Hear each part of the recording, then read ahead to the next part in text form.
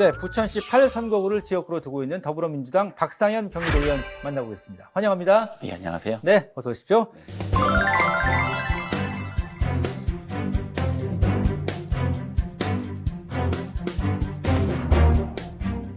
경기도민과 또 부천시 지역구민들에게 인사 말씀 부탁드리겠습니다. 네, 안녕하세요. 경기도 도의회 박상현입니다. 현재 저희 오정동을 지역구로 기반으로 두고 현재 의정활동을 펴고 있습니다. 앞으로도 잘 부탁드리겠습니다. 잠시 지난해 얘기를 좀 해보겠습니다. 기획재정위원회 최우수 위원상을 수상을 또 하셨더라고요. 예. 지난해 의정활동 현재까지는 좀 어떻게 본인 자평하실 수 있을까요? 일단은 동서고금을 막론하고 일단은 사회 규칙과 약속을 만드는 이게 직업이잖아요. 정치라고 하는 것이. 일단 저는 제가 생각하기에 올바르다고 생각하는 일들도 이게 찬성 의견과 반대 의견이 동시에 존재를 하는 거예요. 네. 이제 소위 말해서 이제 협의를 잘해야 되잖아요. 그렇죠. 이 과정이 너무나 힘든 거예요. 네. 그래가지고 이게 생각보다 이 정치라는 것이 진짜 어렵구나라는 걸 뼈저리게 느낀 한 해였습니다. 네. 현실 정치 어렵다 말씀하셨는데 네. 그런 조율 과정에서 구체적으로 좀 어떤 부분들이 어려우셨나요? 예를 들어서 일단 횡단보도에 버스 정류장이 있는데 네. 이 간격이 거의 0m에 가까운 거예요. 특히 이제 배달 오토바이 같은 것들이 많이 있으니까 그 추월하는 과정에서 이제 아이들이 나오는 경우 굉장히 위험하니까 이건 문제가 있다. 그래서 이제 옮기려고 했죠. 와, 그걸 옮기는데 저는 모두 다가 찬성할 줄 알았어요. 아이의 안전에 관련된 문제니까 반대하시는 분들이 계십니다. 왜? 이게 15m를 옮기면 이 버스 정장이 이제 바로 앞에 서게 되는 그 지역 주민이 생기실 거 아니에요. 그렇죠. 예. 소음이 우리 집에서 나오는 것이 싫다. 네. 이게 너무 황당한 경우였어요. 나는 아이들의 안전을 위해서 이걸 옮겨야겠다라고 생각을 했는데 이게 옮겨지지 않더라고요. 예. 그래서 이제 법이라는 것도 사실은 다양한 입장에서 들여다보면서 좀 제정이 돼야 되는데 그렇지 못한 허점들이 많다 보니 분쟁이 있고 그러다 보니 참 시끄러운 것 같아요. 여러 가지 측면에서. 예. 자, 다양한 활동을 이제 지금까지 쭉 하시고 또 핵심 상임위인 기재위에서도 활동을 하고 계시죠. 기획조정실 행감에서 행정면책제도의 문제점을 지적을 하셨습니다. 이건 어떤 내용인가요? 일단 적극 행정이라고 하는 그 제도가 있습니다. 왜냐하면 법이나 규정에는 정의되어 있지가 않은데 일단은 해야 되는 경우들이 많이 있죠. 왜냐하면 경기도민들이나 저희 지역구민들은 공무원들이 일을 해야지 막 이렇게 요구를 하고 그 다음에 저희들도 입장에서도 일을 하십시오라고 이제 요청하고 부탁을 드리는데 이게 규정에는 하라라고 되는 거는 굉장히 일사불란하게 빨리빨리 움직인다. 우리나라 공무원들이. 근데 이게 규정에 정의되어 있지 않은 일들이 있는 거예요. 그럼 이제 공무원들은 고민하는 거죠. 이걸 해야 되는지 말아야 되는지를 고민하게 되는 거죠. 이럴 때 이제 공익에 우선을 하고 법에 접촉이 되지 않으면 하라고 하는 것이 적극 행정입니다. 그래서 이제 공익의 목적에 맞춰서 그 행정을 했을 시에는 설사 문제가 잘못되어도 이것을 이제 면책해 줄 수 있게끔 제도화가 되어 있거든요. 그래서 여기다가 이제 탄원서를 내면 적극행정위원회에서 그걸 검토해가지고 적극 행정이 맞네라고 하면은 그 징벌위원회에서 내려진 그 벌이 면책이 되는 거예요. 그러니까 적극행정 조례에 관련된 부분하고 그다음 기본계획이라든지 이런 것들을 조금 바꾸자라고 시정조치를 내렸죠. 자, 또 하나 관심 사안이 지역균형 발전 사업인데 관련해서 새로운 방향성을 제시하셨다고 들었습니다. 경기 북부 지역이랑 경기 남부 지역은 지역 차가 굉장히 심해요. 산업에 관련된 부분도 그렇고 이제 총생산소득이라든지 하여튼 돈을 남부 쪽이 더 많이 버는 거예요. 이제 이런 식으로 이제 지역의 불균형을 해소하라라고 하는 것이 이제 지역균형 발전 사업인데 이 지역균형 발전 사업의 목적은 명확합니다. 그 지역의 새로운 산업을 견인할 수 있는 거. 그건 딱 조례 법에도 나와 있거든요. 그런데 이제 지역균형 사업에 관련된 면면이 행정을 보니까 이제 지역 주민에 관련된 편의시설을 집중적으로 이제 지원되고 있는 거예요.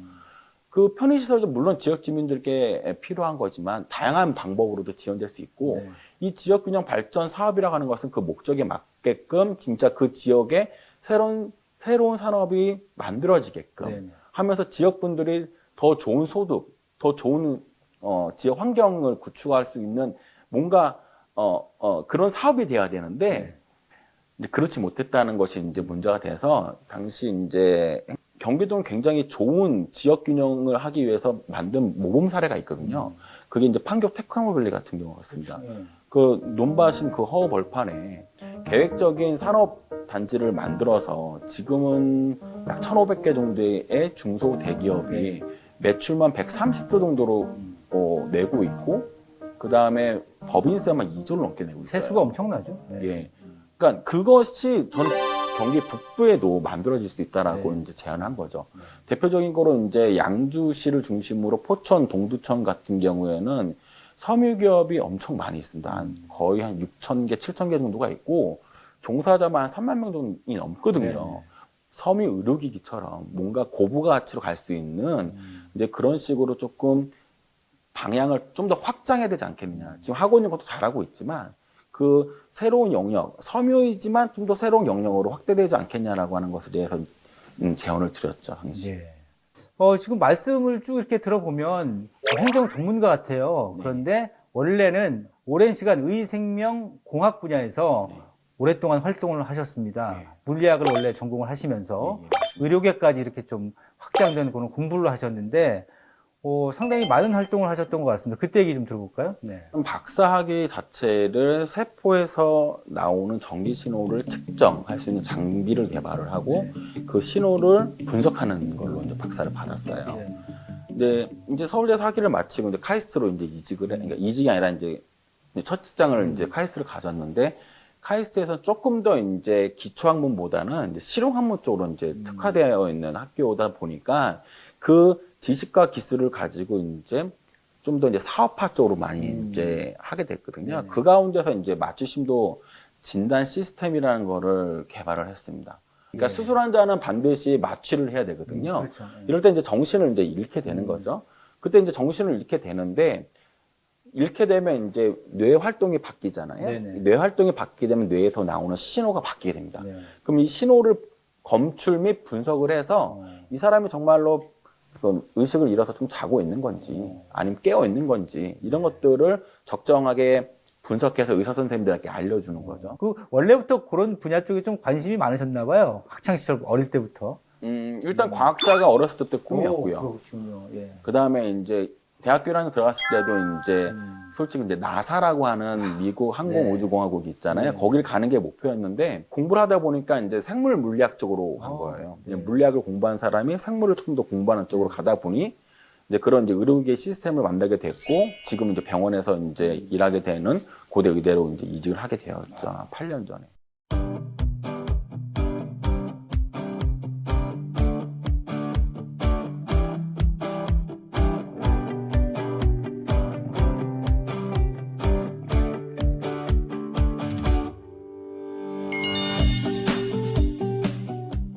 앞으로 부천이 채워가야 할 숙제, 과제, 현안들이 상당히 많이 있을 것 같은데요. 예, 어떤 것들이 있나요? 예. 낙후된 환경이 제일 문제죠. 이제 30년이 넘어가는 건물들이 대부분이고요. 사실 이런 낙후된 공간에 있어서 가장 큰 문제는 사실 공간의 문제입니다. 공간의 부족이죠.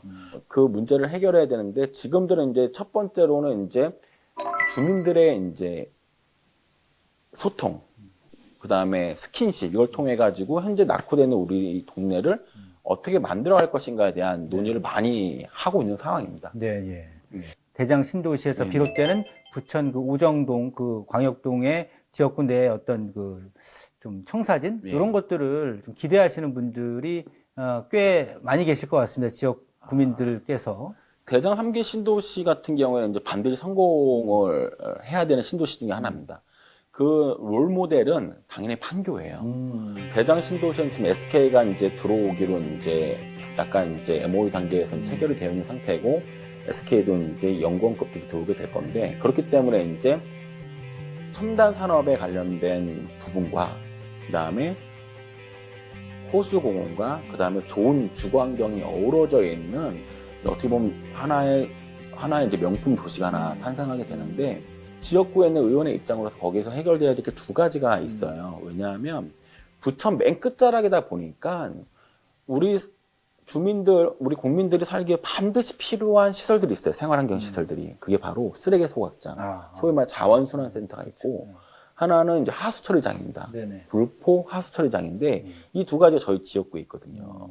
그러니까 이렇듯 대장신도시 명품 도시로 탄생하기 위해서 이 두, 어떻게 보면 필요한 시설이긴 하지만 주민들이 기피하는 시설, 이것들을 지화화를 해서 산뜻하게 만들어서 필요시설이긴 하지만 지하로 내리는 작업들을 해야 되는데, 실제로 이제 자원순환센터 이런 하수처리장은 사실상 지하로 가는 계획이 세워져 있는데 뭔지 모르지만 지금 이게 자꾸 이게 지연되고 있어요. 그렇기 때문에 이런 것들은 그 부천의 새로운 도시를 정말 명품 있게 탄생시키기 위해서는 이 두 가지 문제는 반드시 지하를 추진해서 가야 된다고 저는 생각이 됩니다. 예. 임기가 한 3년 반 좀 덜 남았는데 아직 뭐 갈 길이 멉니다만 지금 뭐 말씀하신 내용이 다 이렇게 앞으로 해결 과제이긴 합니다만 그래도 좀 이것만큼은 꼭 이루고 싶다. 그런 것들 좀 우선순위로 봤을 때 어떤 게 있을까요? 사람들이 살기 좋은 도시로 만드는 게 일단은 제 큰 꿈이에요. 그래서 이제 인구 유입이 가급적이 많고, 그다음에 이제 젊은 사람들과 노인분들이 함께 어우러질 수 있는 안전하지만 좀 활력 있는 도시. 예를 들어서 이제 홍대 연남동이라든지 종로의 익선동처럼 저희 지역구에 진짜 먹을 거리가 많거든요. 네. 제가 매일 저녁 식사를 저희 지역구에 하는데 매일 합니다. 맛집이 너무 많아요. 가성비가. 그래서 이제 이런 맛집들을 중심으로 해서 산뜻한 도로 정비하고 안전한 보행도로, 그다음 이제 간판들도 좀 잘 정리를 해서 이쁜 도시로 만들어가는 것이 일단 하나가 있고요. 이제 산업 부분 쪽으로 보게 되면 내동 삼정동을 중심으로 이제 전철 계획을 수립을 시키는 게 제 하나의 꿈이고 추진하고 있는 일이고, 거기에 그 계획이 수립됨으로써 많은 기업들, 좋은 기업들과 좋은 인재들이 저희 지역구로 이렇게 유입되게 하는 것이 하나의 또 큰 목표입니다. 뭐 계획을 확실하게 세우고 계시니까 또 앞으로의 의정 활동도 기대를 많이 해보겠습니다. 자, 이제 마무리를 짓겠습니다. 이제 끝으로 경기도민과 지역 구민들에게 앞으로의 각오와 계획 간략하게 한 말씀 부탁드립니다. 일단 초선으로서 열심히 달려온 6개월이었었습니다. 저 의원에게 주어진 권한을 100% 활용을 해서 저희 경기도민, 그다음에 저희 오정지역 지역 주민들을 위해서 정말 열심히 하고 잘하도록 노력하겠습니다. 남은 3년 6개월 동안 어떻게 활동할지 꼭 지켜봐 주셔서 감사하겠습니다.